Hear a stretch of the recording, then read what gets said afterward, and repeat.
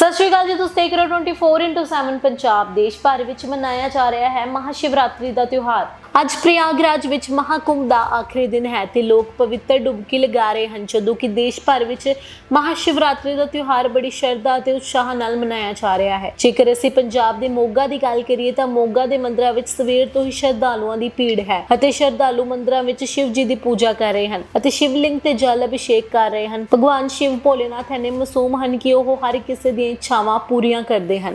ये शिवरात्रि का महादेव का दिन है, बहुत महत्व है। इसको कैसे मनाया जाता है? शिव जी की पूजा करके, जल अर्पित करके, फल फूल सब करके इसको मनाया जाता है।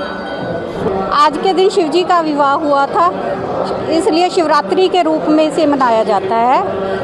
4 दिन में 4 बार पूजा करते हैं, रात को व्रत करते हैं।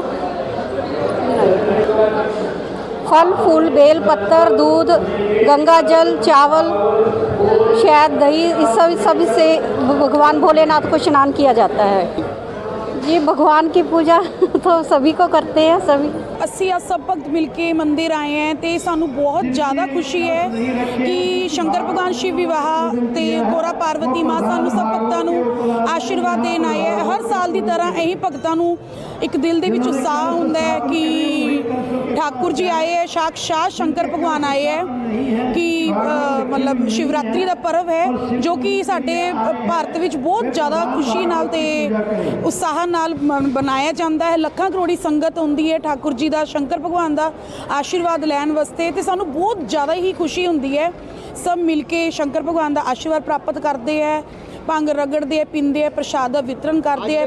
ਅੱਜ ਦੇ ਦਿਨ ਤੁਸੀਂ ਕਿੱਦਾਂ ਦੀ ਸ਼ੁਰੂਆਤ ਹੁੰਦੀ ਹੈ? ਸੁਬਾਹ उठते हैं, अपना स्नान करके शंकर भगवान के मंदिर आने हैं, शंकर भगवान के विवाह के विच शामिल होने हैं, जल अर्पित करते हैं, दुध शहद चीनी का सब्दा मिला के पंचामृत नाल स्नान करवाने शंकर भगवान का। तो बड़ा मन के विच उत्साह होंदा है कि अज शिवरात्रि का पर्व है तो सब मिल के बहुत ज़्यादा ही शंकर ਵਰਤ ਰੱਖਿਆ ਜੀ हाँ जी। ਤੇ ਕੀ ਵਰਤ ਦੀ ਕੀ ਮਹੱਤਤਾ? ਵਰਤ ਦੀ ਇਹ ਮਹਿਮਾ ਹੈ, ਕੋਈ ਸ਼ੰਕਰ ਭਗਵਾਨ ਇਹ ਨਹੀਂ ਕਹਿੰਦੇ ਕਿ ਵਰਤ ਰੱਖ ਕੇ ਹੀ ਮੈਂ ਉਸ ਭਗਤ ਦੇ ਨਾਲ ਪਿਆਰ ਕਰਦਾ ਹਾਂ। ਸ਼ੰਕਰ ਭਗਵਾਨ ਦਾ ਪਿਆਰ ਸਭੀ ਦੇ ਨਾਲ ਹੁੰਦਾ, ਲੇਕਿਨ ਅਸੀਂ ਆਪਣੀ ਖੁਸ਼ੀ ਦੇ ਨਾਲ ਸ਼ੰਕਰ ਭਗਵਾਨ ਗੋਰਾ ਮਾਂ ਲਈ ਵਰਤ ਰੱਖਦੇ ਹਾਂ ਤੇ ਬੜਾ ਉਤਸ਼ਾਹ ਹੈ ਕਿ ਅੱਜ ਸਾਡੇ ਸ਼ੰਕਰ ਭਗਵਾਨ ਦਾ ਵਿਵਾਹ ਹੈ। पंडित पवन गौतम, पंडित जी, आज जो शिवरात्रि का इसकी महत्ता अपने ग्रंथों के अनुसार, अपने शास्त्रों के अनुसार ये है कि भगवान शिव निराकार से साकार रूप में आज के दिन प्रकट हुए थे।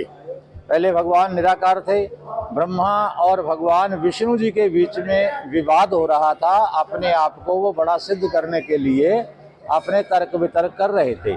तो उस समय उन दोनों को ये अनुमान था कि तीसरा कोई है ही नहीं है, या तो ब्रह्मा है या विष्णु है, और वो अपने आप को श्रेष्ठ सिद्ध करने के लिए वाद विवाद कर रहे थे।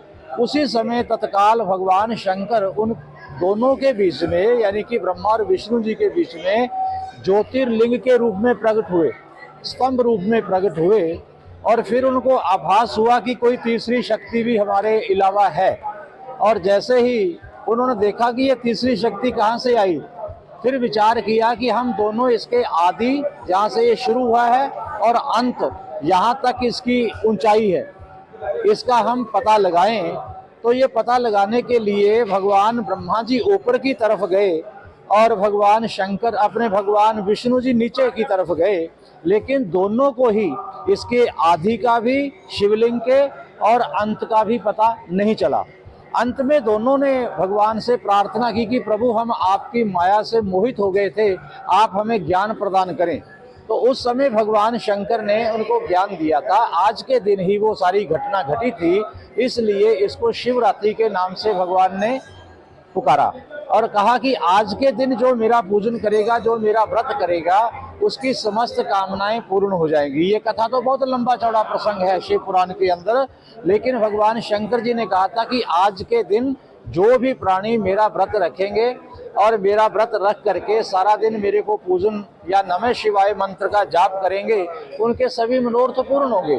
और ये 4 पहर रात को भगवान शिव की पूजा होती है, और इन 4 पहरों में पहला जो पैर है रात्रि 6 बजे से 9 बजे तक, दूसरा पैर है 9 बजे से 12 बजे तक, और तीसरा पैर 12 से 3 रात्रि, और उसके बाद में रात 3 बजे से अगले दिन प्रातःकाल 6 बजे तक ये 4 पैर होते हैं। 4 पैरों में पूजन करना चाहिए, और इसमें धर्म, अर्थ, काम और मोक्ष की प्राप्ति होती है ये चारों पैर का पूजन करने से। और इसमें दूध, दही, शहद, गंगा जल, ये सारा सामान लेकर के अक्षत पुष्प वगैरह भगवान शंकर के चढ़ाए जाते हैं। अगर और कुछ भी ना हो सके, कुछ सुलभ ना हो सके, कोई मंत्रोच्चारण ना हो सके, ओम नमः शिवाय मंत्र का जाप करते हुए जो भी अपने शिव मंदिर नजदीक हो वहां पे भगवान शंकर जी को जल अभिषेक, जलाभिषेक, जल धारा से स्नान करवाना चाहिए, और भगवान शंकर जी को पत्र पुष्प और बेल पत्र अर्पण करने चाहिए। सारा साल जो प्राणी व्रत रखते हैं, अगर आज के दिन वो एक व्रत रख ले तो उनको सारे साल के व्रत का पुण्य प्राप्त होता है। कम शब्दों में लोगों को मैं यही कहना चाहूंगा कि हमें भगवान शंकर जी के दर्शाए रास्ते पर चल करके लोक कल्याण के लिए, क्योंकि भगवान शंकर जी का जितना भी जीवन है वो सारा लोगों के कल्याण के लिए है और सभी को इकट्ठा करने के लिए है। भगवान शंकर के अगर जीवन को हम देखें बड़े नज़दीकी से, बहुत गहराई से देखें, तो उनके जो भी कार्य हैं वो अपने लिए नहीं है, वो समाज के लिए हैं। समाज को उन्होंने शिक्षाएं दी हैं कि जो परिवार, जो समाज संगठित होकर के रहता है, उस परिवार के ऊपर आने वाले जो कष्ट हैं, जो आने वाली विपदाएं हैं, वो भी आसानी से निकल जाती हैं। तो मैं यही कहना चाहूँगा कि आज के दिन हमें सनातन की जो मर्यादाएं हैं उनको पालन करना चाहिए, और हमारे जो सनातन के देवता हैं उनके दर्शाए हुए रास्ते पर चल करके हमें अपना जीवन भी सुधारना चाहिए, समाज भी सुधारना चाहिए, और सनातन के रास्ते पर चल करके हम हर प्रकार से संसार का, अपना और अपने परिवार का कल्याण कर सकते हैं। शिव का मतलब होता है कल्याणकारी, तो जो देवता का नाम ही कल्याणकारी है उसका हम पूजन करेंगे तो सर्वे भवन्तु सुखिनः, सभी उससे सुखपूर्वक रहेंगे।